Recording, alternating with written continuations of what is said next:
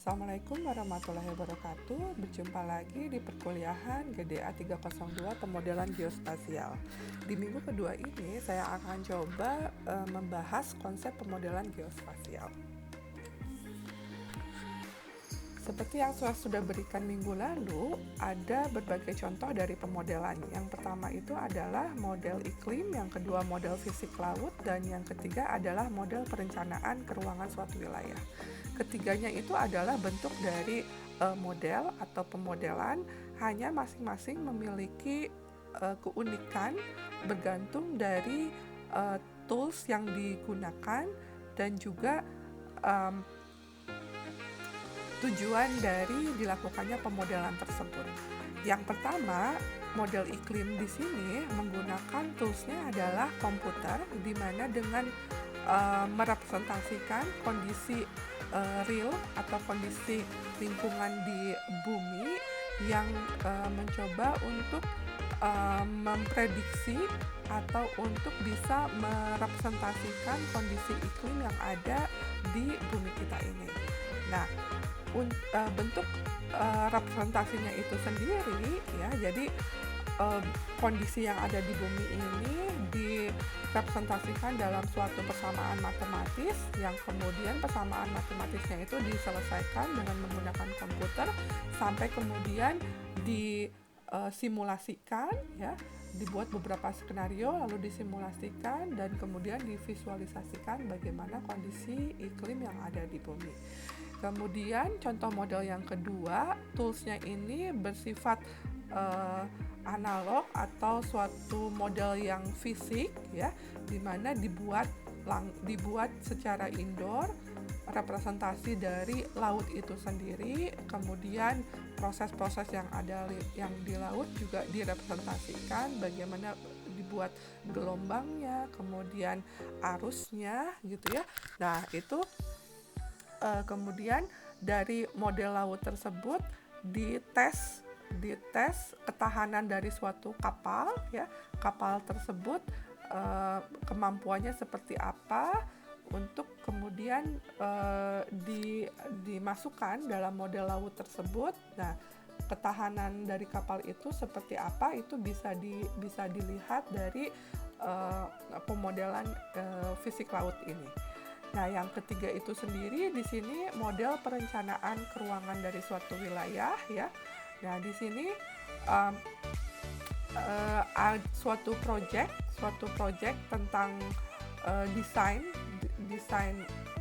suatu area ya, yang awalnya pertama dibuat, kita harus tahu dulu desain awal dari wilayah tersebut seperti apa. Nanti kemudian perubahan-perubahan yang dilakukan itu bisa dilakukan melalui suatu pemodelan. Di sini toolsnya kita ya menggunakan komputer juga, hanya menggunakan data-data yang bersifat spasial atau bersifat keruangan. Ya, jadi kalau dilihat dari 3 model ini, nanti yang akan mirip atau yang akan kita lakukan itu adalah jenis model yang ketiga. Berikutnya, kembali ke konsep model dan pemodelan ya. Jadi model itu tadi dari beberapa jawaban di forum diskusi sudah benar. Jadi itu adalah bentuk representatif atau bentuk tiruan dari kondisi real atau kondisi yang nyata yang ada di sekitar kita. Nah, kalau pemodelan itu sendiri itu adalah kegiatannya ya, to model gitu ya.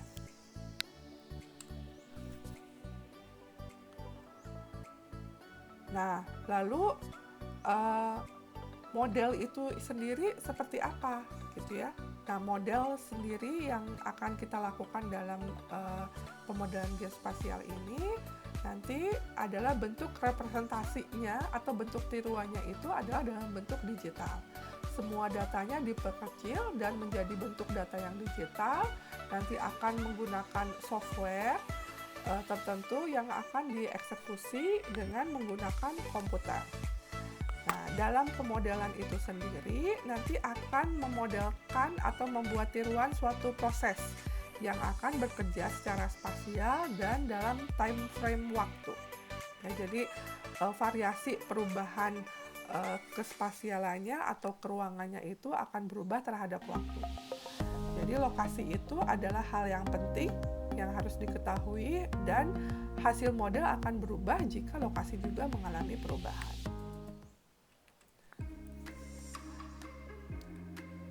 Yang menjadi poin penting kenapa kita menggunakan pemodelan geospasial yang secara digital ini, kalau dibandingkan dengan model yang berbentuk fisik ya, itu proses eksekusinya atau proses mensimulasikannya juga akan secara fisik, tadi seperti yang dicontohkan dalam pemodelan laut ya, dan skalanya juga dalam skala real yang hampir mirip dengan kondisi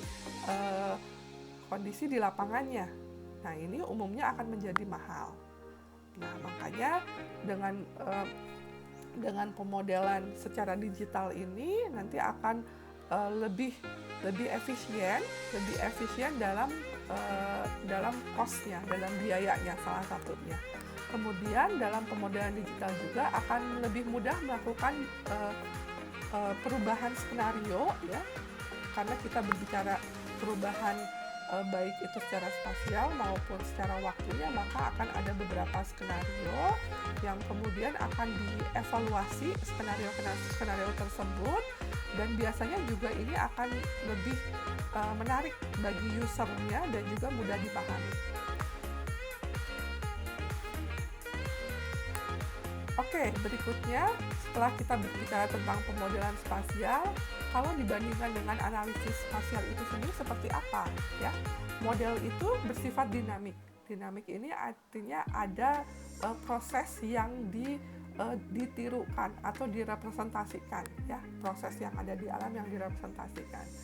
Kemudian dalam modeling juga membandingkan dengan kondisi real di lapangan, dan juga bereksperimen dengan menggunakan beberapa skenario.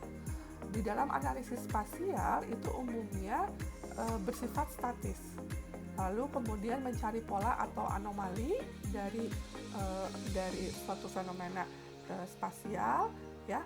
Kemudian di sini membuat ide dan hipotesis dan juga melakukan evaluasi dari analisis spasial. Jadi sebenarnya kalau dilihat antara keduanya ini suatu hal yang berbeda ya, akan tetapi antara pemodelan spasial dan analisis spasial itu ada keterkaitannya.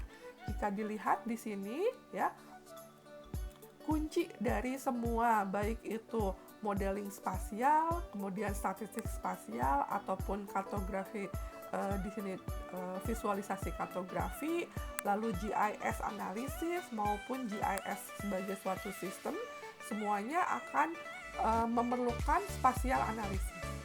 Jadi kalau tadi dilihat, modeling itu sendiri adalah toolsnya di mana kita bisa melihat perubahan dari satu waktu ke waktu yang lain, dari satu bentuk ruang ke bentuk ruang yang lain. Nah, untuk bisa menjelaskan bagaimana hasil dari pemodelan itu sendiri, kita memerlukan analisis spasial. Itu di situ keterkaitannya. Oke, sebagai contoh yang terakhir ya, di sini kita lihat pandemi kolera. Ini dulu pandemi kolera itu terjadi di Inggris sekitar tahun 1854, di mana Dr. Snow ini memiliki teori di mana kolera ini ya sebelumnya belum diketahui ya. Jadi kolera ini bakteri ini berasal dari sumur-sumur yang terkontaminasi. Nah, kemudian bagaimana Dr. Snow menjelaskan hipotesisnya ini ya, lalu beliau memonitor dengan memonitor kondisi tersebut dengan melakukan interview beberapa pasiennya ya, menginterview beberapa pasien-pasien yang terkena kolera ini. Kemudian dapat diketahui ternyata para pasien ini ya, mereka mengambil air dari sumur yang sama ya. Lalu di sini Dr. Snow membuat pemetaan ya, di mana dari pasien-pasiennya kan bisa diketahui ya alamatnya di mana, kemudian dia membuat suatu peta sederhana, lalu dari hasil interviewnya juga dia melihat ternyata pasien-pasiennya tersebut mengambil atau mengkonsumsi airnya dari sumur yang sama. Nah, dari situlah dia bisa membuktikan hipotesisnya kalau bakteri kolera ini berasal dari air yang diminum oleh orang-orang tersebut. Nah, kalau dilihat dulu ya, itu tahun 1854, konsep untuk bisa menjelaskan bagaimana suatu permasalahan dari konsep keruangan ini suatu hal yang baru ya. Jadi Dr. Snow ini dianggap seorang yang jenius gitu ya. Jadi tapi yang mau saya sampaikan di sini artinya permasalahan pandemi ini bisa diselesaikan secara analisis spasial ya. Dengan menganalisa keruangan dari suatu wilayah terjadinya pandemi. Nah, mungkin kalian juga ada yang sudah membaca atau berbagai literatur terkini sekarang yang membahas bagaimana pandemi dari COVID ini ya, itu juga bisa dapat dijelaskan secara spasial. Itu. Nah, oke. Itu saja sampai minggu kedua ini. Jadi yang minggu kedua ini lebih menjelaskan tentang konsep dari pemodelan, lalu pemodelan geospasial, lalu juga tentang analisis spasial. Baik, terima kasih untuk perhatiannya. Sampai jumpa lagi di video berikutnya. Assalamualaikum warahmatullahi wabarakatuh.